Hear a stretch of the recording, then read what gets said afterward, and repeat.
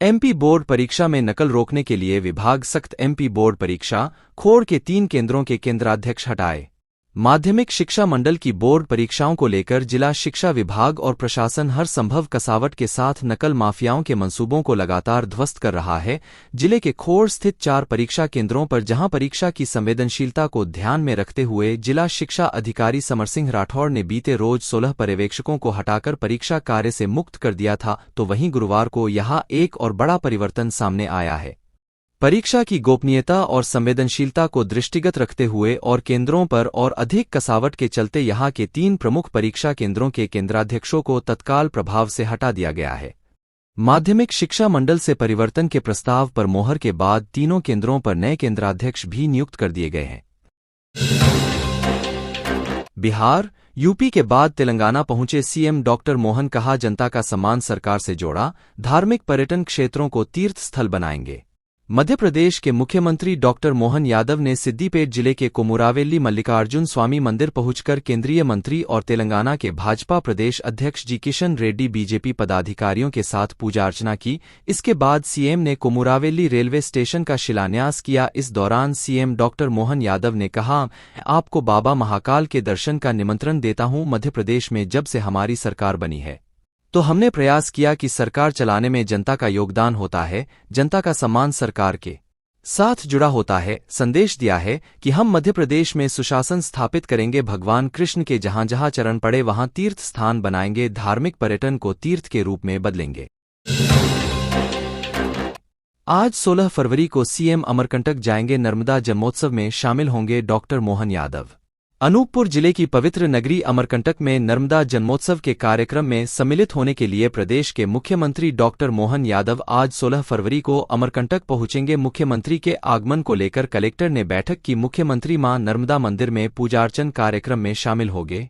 Collector ने sewerage treatment plant के लोकार्पण व अन्य विकास कार्यों के लोकार्पण व भूमि पूजन की तैयारी की व्यवस्थाओं के संबंध में निर्देश दिए। उन्होंने यातायात व्यवस्था, आवश्यकता अनुसार बैरिकेडिंग व्यवस्था, मंदिर परिसर में पूजा, कन्या पूजन आदि के संबंध में अधिकारियों को निर्देश दिए। राहुल गांधी की यात्रा 5 दिन उज्जैन में रहेगी। महाकाल दर्शन के बाद सभा को संबोधित करेंगे। बड़ंगर रोड पर होगा विश्राम। राहुल गांधी की भारत जोड़ो न्याय यात्रा 25 फरवरी को उज्जैन आएगी। यात्रा करीब 4 से 5 दिन उज्जैन में ही रुकेगी। यहां पर राहुल गांधी महाकाल मंदिर दर्शन के बाद सभा को भी संबोधित करेंगे। नगर निगम के नेता प्रतिपक्ष रवि राय ने बताया कि कार्यक्रम के अनुसार भारत जोड़ो न्याय यात्रा करीब 4 से 5 दिन उज्जैन में रुकेगी। इस दौरान राहुल गांधी शहर से बाहर जाएंगे और करीब 5 दिन बाद वापस यात्रा में शामिल होंगे। राय ने बताया कि 25 फरवरी को यात्रा मक्सी से उज्जैन शहर में प्रवेश करेगी। यहां से सबसे पहले वे महाकाल मंदिर में दर्शन करने के लिए जाएंगे। इसके बाद राहुल गांधी दर्शन के बाद हरी फाटक ब्रिज होते इंदौर गेट पहुंचेंगे। यहां पर कांग्रेस नेता रैली का स्वागत करेंगे। निखरा नर्मदा का स्वरूप 86 में से 69 खदानें बंद होने से यहां रेत उत्खनन कम हुआ। रायसेन भारकच्छ थाना क्षेत्र के गौरा मछवाई में मां नर्मदा की इतनी सुंदर तस्वीर वर्षों बाद सामने आई है, क्योंकि Siya state environment impact assessment authority की अनुमति नहीं मिलने से जिले में इस साल रेत की 56 खदानों में से महज 3 के ठेके हुए हैं। इस कारण नर्मदा के घाटों पर रेत ही रेत दिखाई दे रही है, जबकि इससे पहले यहां उत्खनन के कारण इसका आंचल छलनी हो जाता था। लगातार उत्खनन के कारण नदी ने अपनी दिशा बदल दी है। इससे नर्मदा के किनारों पर कटाव साफ देखे जा सकते हैं। रायसेन और सीहोर जिले में कुल 86 में से 69 खदानें बंद हो चुकी हैं, इसलिए इस साल यहां रेत का उत्खनन कम हुआ। इन कारणों से नर्मदा का स्वरूप भी निखरा है। जेल से लौटने के बाद फिर खोला मोर्च। रीवा में किसान नेताओं ने कहा, हम जेल, लाठी और गोली से डरने वाले नहीं, फांसी चढ़ने को हैं तैयार। रीवा में जेल से रिहा होने के बाद किसान नेताओं ने एक बार फिर मोर्चा खोल दिया है। बता दें कि गिरफ्तार हुए किसानों को बुधवार रात को रिहा कर दिया गया था। जहां जेल भेजे गए किसान नेताओं ने जेल से निकलने के बाद अपनी गिरफ्तारी को लेकर खासा विरोध जताया है। वहीं किसान नेताओं ने एक बार फिर से सरकार और प्रशासन से सीधी लड़ाई का बिगल भी फंक दिया है। किसान नेता शिव सिंह ने कहा कि 16 फरवरी को श्रमिक संगठनों ने भारत बंद का आयोजन किया जहां राष्ट्रीय स्तर पर किसान मोर्चे ने श्रमिक संगठनों को भारत बंद में साथ देने का ऐलान किया है। रविवार को हम 7 किसान नेता ऋतुराज पार्क पर बैठकर शांतिपूर्ण तरीके से चर्चा कर रहे थे। इसके साथ ही दिल्ली में 13 फरवरी को होने वाले किसान आंदोलन के बारे में भी हम वहां पर बैठकर राय शुमारी कर रहे थे। लोकायुक्त का दुरुपयोग करने वालों पर सख्ती, पहले घूसखोरों को पकड़वाया, फिर कोर्ट में मुकरे, ऐसे 9 लोगों के खिलाफ भी केस। फरियादी बनकर भ्रष्ट अधिकारियों और कर्मचारियों को पकड़वाने वाले कई लोग इन दिनों अदालत में उन्हें ही बचा रहे हैं। लोकायुक्त पुलिस जाल बिछाकर भ्रष्टाचार करने वालों को रंगे हाथों पकड़ती है, लेकिन कोर्ट में फरियादी के ही मुकरने से उनकी परेशानी बढ़ रही है। अब अदालत ऐसे मामलों में सख्त रवैया अपना रही है। कोर्ट ने न केवल रिश्वत मांगने वाले को सजा दी, बल्कि शिकायत के बाद पलटने वाले के खिलाफ भी केस दर्ज किया। 1 साल में ही अदालत ने उनका समय खराब करने वाले ऐसे 9 लोगों के खिलाफ आपराधिक केस दर्ज करवाए हैं।